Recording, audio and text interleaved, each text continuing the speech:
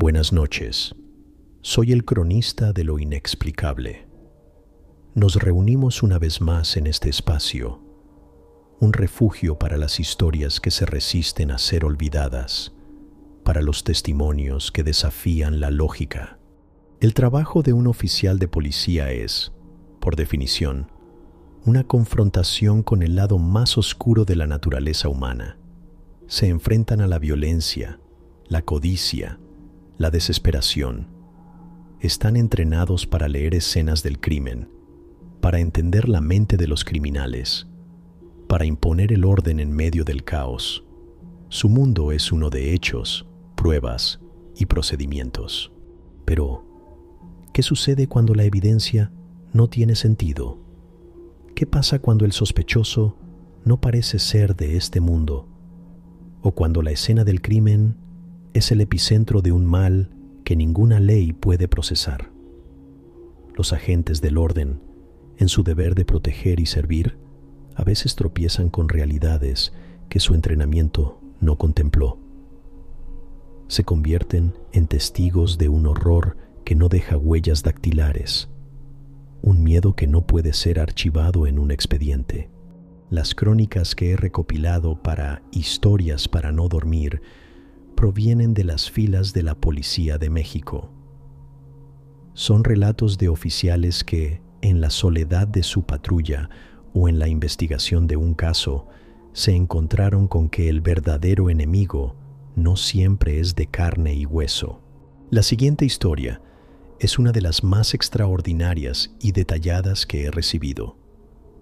Proviene de un seguidor del canal, un ex policía que dedicó su vida al servicio, un hombre que se define a sí mismo como una persona derecha, una persona correcta, una persona que verdaderamente fuera incorrupta.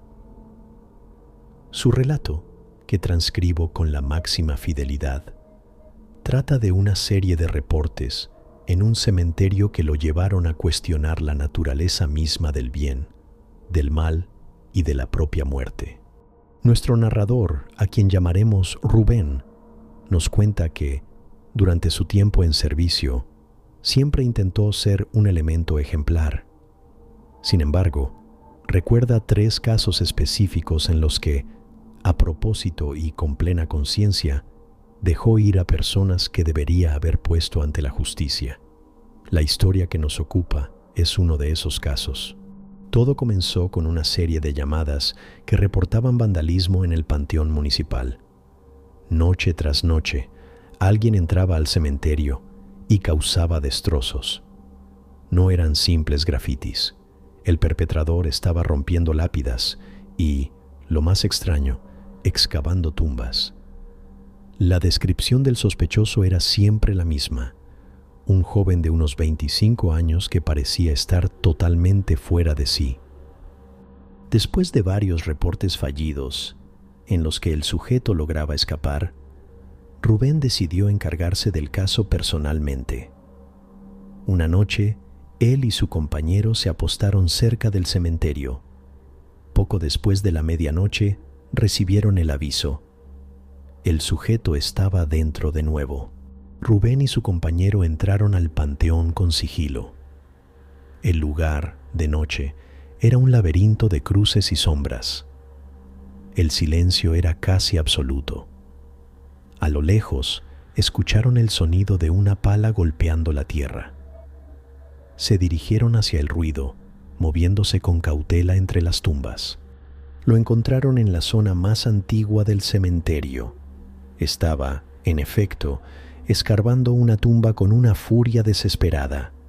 Era un joven demacrado, con la ropa cubierta de tierra y los ojos desorbitados. Rubén, a una distancia de unos 5 metros, le dio la voz de alto: «Policía, no te muevas. Ando armado, pero no te quiero hacer daño». El joven se crispó y se quedó inmóvil, mirando a la nada. Levantó las manos lentamente. No parecía agresivo, sino consumido por una desesperación absoluta. Rubén se acercó, le indicó que se arrodillara y procedió a esposarlo. Mientras lo hacía, Notó que el joven intentaba hablar, pero de su boca solo salían vocales y sonidos guturales, como si su mente y su lengua no pudieran conectar. Una vez esposado, el joven se quedó quieto, con la mirada perdida en la tumba que había estado profanando. No se resistía, no luchaba, parecía un autómata. Fue entonces cuando, de entre las sombras del mausoleo cercano, emergieron otras dos manos, las manos de su compañero, quien había estado cubriéndolo. «Tranquilo», le dijo Rubén al joven. «Soy policía. No te voy a hacer daño. Solo sal de la tumba». Fue entonces cuando el joven pareció reaccionar. Empezó a llorar desconsoladamente, negando con la cabeza, y entre sollozos logró articular una frase que cambió por completo la naturaleza de la situación. «No puedo irme sin ella», dijo. Y entonces, con una claridad que heló la sangre de Rubén, explicó que no estaba robando, sino buscando. Afirmó que una bruja los había maldecido y enterrado vivos en ese panteón. No hablaba en tiempo pasado, hablaba en presente. «Nos enterraron a mí y a mi hija». Rubén, a pesar de ser un hombre de lógica, sintió un escalofrío. Su intuición, esa herramienta que había afilado durante años de servicio, le decía que el joven no mentía. Había algo en su desesperación, una autenticidad terrible. El joven le suplicó que lo ayudara, que su hija seguía ahí, que si no la sacaban esa noche, morirían. La historia era descabellada. Pero Rubén, movido por esa intuición, tomó una decisión que iba en contra de todo procedimiento. Miró la tumba. Era una fosa antigua, con una lápida casi ilegible. Le quitó las esposas al joven. «Vamos a ver», le dijo. Lo que siguió fue una de las experiencias más extrañas de su vida. El joven le indicó exactamente dónde cavar. Rubén y su compañero, usando las palas que encontraron, empezaron a remover la tierra. A poco más de 1 metro de profundidad, sus palas golpearon madera. No era un ataúd. Eran dos, uno junto al otro, conectados. Con un esfuerzo tremendo, lograron abrir el primero. Dentro no había un cuerpo, sino un frasco de vidrio con una fotografía del joven y varios objetos personales. Estaba en un estado de perfecta conservación. Rubén sintió que el aire le faltaba. Abrieron el segundo ataúd. Dentro había otro frasco, con la fotografía de una niña pequeña y más objetos. El joven, al ver los frascos, soltó un grito de alivio y dolor. Los tomó en sus brazos. Rubén no entendía qué estaba pasando, pero sabía que estaba presenciando algo que trascendía la ley y la razón. El joven le explicó que esa era la razón por la que había estado rompiendo otras tumbas. La bruja le había dicho la zona, pero no el lugar exacto. Rubén lo dejó ir. Lo vio alejarse en la oscuridad del cementerio, abrazando los 2 frascos como si fueran el tesoro más grande del mundo. Nunca volvió a saber de él. Nunca se reportó ningún cuerpo desaparecido que coincidiera con el caso. El expediente se cerró como un simple acto de vandalismo. Pero Rubén, hasta el día de hoy, se pregunta, ¿a quién arrestó esa noche? ¿A un loco? ¿A un hombre desesperado? ¿O al fantasma de un padre que se negaba a abandonar a su hija, incluso después de la muerte? Su historia nos recuerda que hay crímenes que no dejan evidencia física y prisiones que no están hechas de barrotes, sino de tierra y olvido. El relato del ex oficial, Rubén, nos habla de un horror explícito y tangible, aunque de origen sobrenatural, pero a menudo el trabajo policial implica enfrentarse a horrores más sutiles y silenciosos. La violencia doméstica, por ejemplo. Los oficiales acuden a un llamado, esperando gritos y confrontación, pero a veces lo que encuentran es un silencio mucho más aterrador. La siguiente crónica, enviada por una oficial de policía municipal, trata sobre una de esas llamadas, una en la que el agresor no era de carne y hueso. Este testimonio fue enviado por una oficial de la policía municipal de un municipio conurbado de la Ciudad de México. Por razones obvias de seguridad, usaremos el seudónimo de Laura. Su historia es un ejemplo escalofriante de la impotencia de la ley frente a un mal que no puede ser esposado. Laura y su compañero, un oficial veterano llamado Vargas, recibieron una llamada de código 3, violencia doméstica en proceso. La dirección correspondía a una unidad habitacional de interés social, un laberinto de edificios idénticos y pasillos mal iluminados. Mientras subían las escaleras hacia el departamento indicado, esperaban escuchar los sonidos habituales: gritos, golpes, llanto. Pero lo que los recibió fue un silencio absoluto y antinatural. Llamaron a la puerta. Después de unos instantes, abrió una mujer. Estaba pálida y temblaba visiblemente, pero no tenía marcas de golpes. Sus ojos, sin embargo, estaban desorbitados por el terror. «Señora, recibimos una llamada de auxilio. ¿Está todo bien?», preguntó Vargas con su tono profesional. «Él está aquí», susurró la mujer. «No me deja en paz. Está en la recámara». Los oficiales entraron. El departamento era pequeño y modestamente amueblado. El silencio seguía siendo opresivo. Con cautela, se dirigieron a la única recámara. La puerta estaba cerrada. «Señor, somos la policía. Abra la puerta», ordenó Vargas. No hubo respuesta. Después de repetir la orden sin éxito y con el permiso de la mujer, forzaron la cerradura y entraron. La habitación estaba vacía. No había nadie. La cama estaba tendida, el pequeño armario cerrado.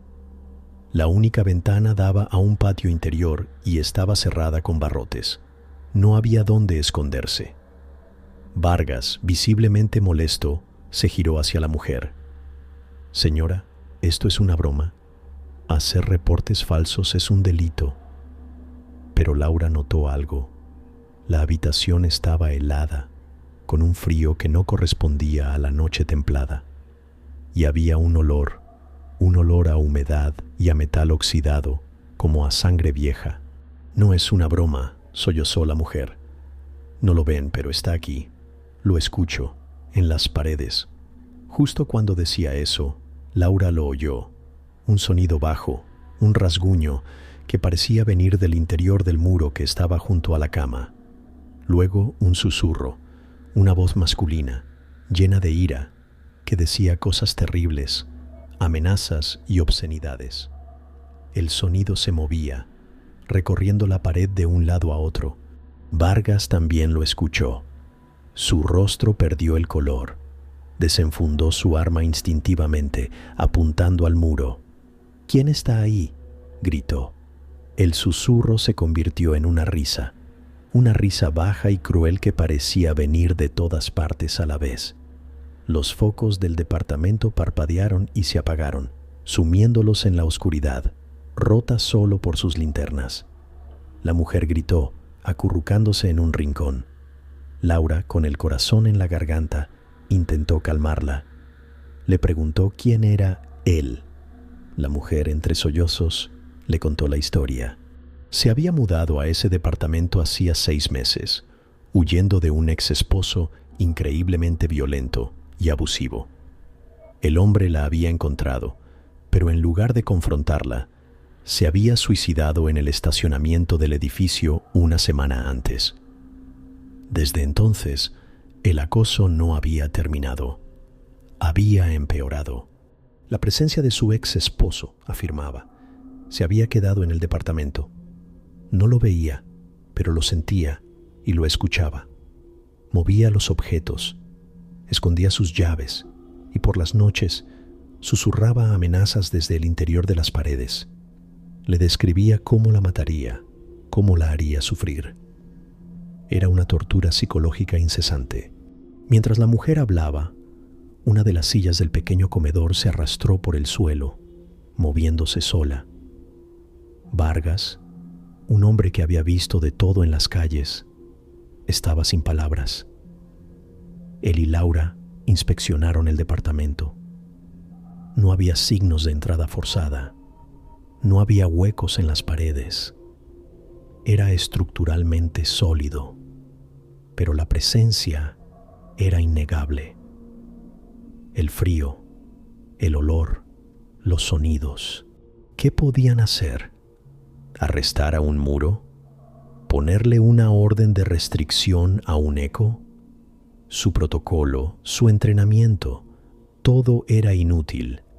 Estaban enfrentando un caso de violencia doméstica post-mortem. Se quedaron con la mujer hasta el amanecer. Con las primeras luces del día, los fenómenos cesaron. El silencio volvió a ser solo silencio. Le recomendaron que abandonara el departamento, que buscara ayuda de otro tipo, tal vez de un sacerdote o un curandero. Levantaron un informe vago mencionando posible crisis nerviosa y ruidos sin fuente aparente. Sabían que nadie en la comandancia les creería la verdad. Laura me cuenta en su correo que ese caso la persigue. La impotencia que sintió esa noche fue peor que cualquier enfrentamiento armado, porque les enseñó que hay víctimas a las que no pueden proteger y agresores a los que no pueden detener, y que hay apartamentos en nuestras ciudades donde la violencia es tan fuerte que se niega a morir y sigue susurrando desde el otro lado de la pared. La impotencia es un sentimiento común entre los oficiales que se topan con lo inexplicable. Están entrenados para resolver crímenes, no misterios.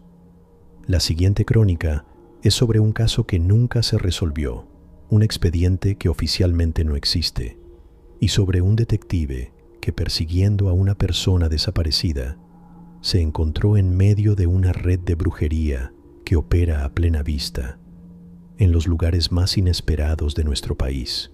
La historia me la contó un detective retirado de la Policía de Investigación, un hombre al que llamaremos Ismael.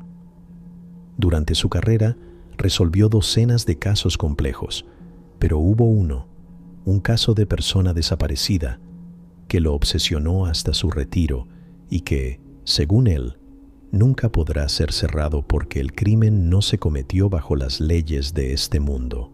El caso comenzó de forma rutinaria: la desaparición de una joven universitaria. No había signos de violencia ni petición de rescate. Simplemente se había esfumado. La investigación llevó a Ismael a su círculo de amigos.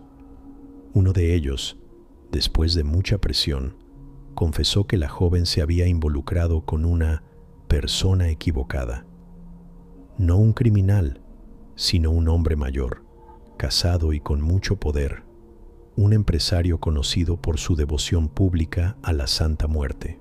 Ismael, aunque escéptico, siguió la pista. Descubrió que el empresario frecuentaba un lugar en las afueras de la ciudad, una especie de tienda esotérica que en realidad era un templo clandestino. El lugar estaba en la trastienda de una hierbería, un local oscuro que olía a incienso y a hierbas secas. Al entrar, Ismael se encontró con un altar monumental dedicado a la Niña Blanca. El altar estaba cubierto de ofrendas, botellas de tequila, puros, dinero y docenas de fotografías de personas. El detective, con una orden de cateo, revisó el lugar. Detrás del altar encontró una habitación pequeña. En las paredes había un mapa de la República Mexicana, y sobre el mapa había una red de hilos rojos que conectaban diferentes ciudades. En cada punto de conexión había una fotografía.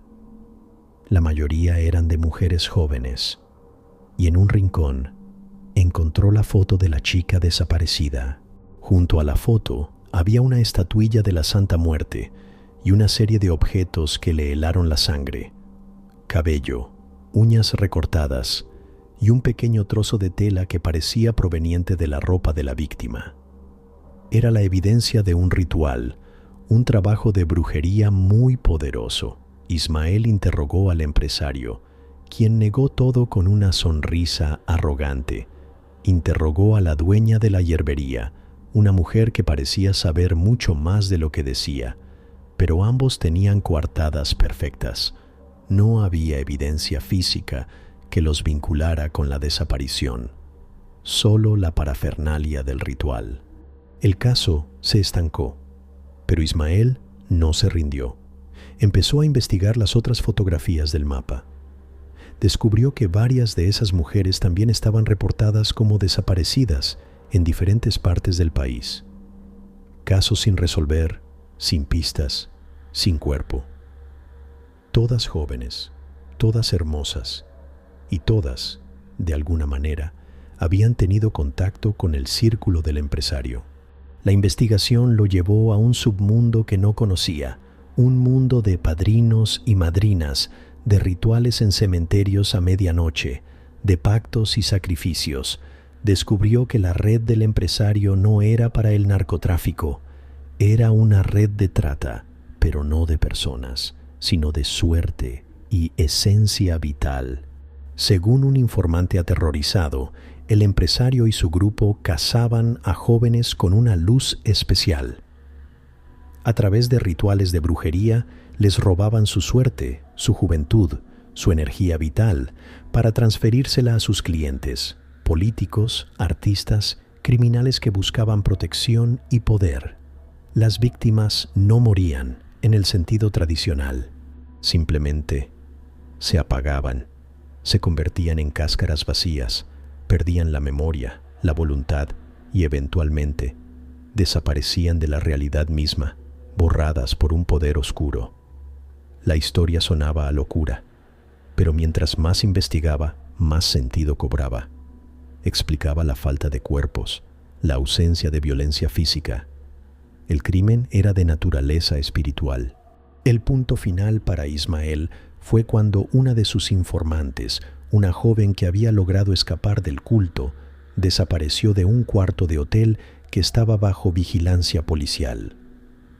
Los oficiales que la custodiaban juraron que nadie entró ni salió. Simplemente se desvaneció.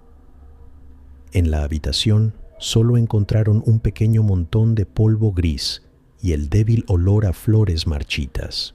Ismael supo entonces que estaba luchando contra un enemigo al que no podía vencer. ¿Cómo presentar ante un juez un altar como arma del crimen? ¿Cómo emitir una orden de arresto contra un espíritu? El caso fue finalmente archivado por falta de pruebas. El empresario nunca fue procesado. Ismael se retiró poco después, atormentado por los rostros de las mujeres de las fotografías. Me contó esta historia porque, según él, la gente debe saber que la policía no siempre puede protegerlos, no porque no quieran, sino porque hay crímenes y criminales que operan bajo una jurisdicción que no es la nuestra. Y hay expedientes que, aunque cerrados, siguen abiertos en la conciencia de los detectives que se atrevieron a mirar el abismo. Las crónicas de esta noche nos han mostrado el rostro de un horror que usa uniforme, que se esconde en los expedientes y que patrulla en la oscuridad. Nos recuerdan que los hombres y mujeres que juran protegernos a veces se encuentran con la terrible verdad de que no todo mal puede ser llevado ante la justicia. Su valentía no solo reside en enfrentar a los criminales, sino también en confrontar lo inexplicable y seguir adelante, a menudo guardando para sí el peso de lo que han visto, para no fracturar nuestra frágil percepción de la realidad. Si usted ha sido testigo de lo inexplicable, Si su historia merece ser parte de este archivo, le invito a que la comparta en los comentarios. Cada testimonio es una luz, por pequeña que sea, en la vasta oscuridad de lo que no entendemos. Suscríbase y active las notificaciones. La noche es larga y está llena de historias. Aquí estaremos para escucharlas. Les ha hablado el cronista de lo inexplicable. Buenas noches.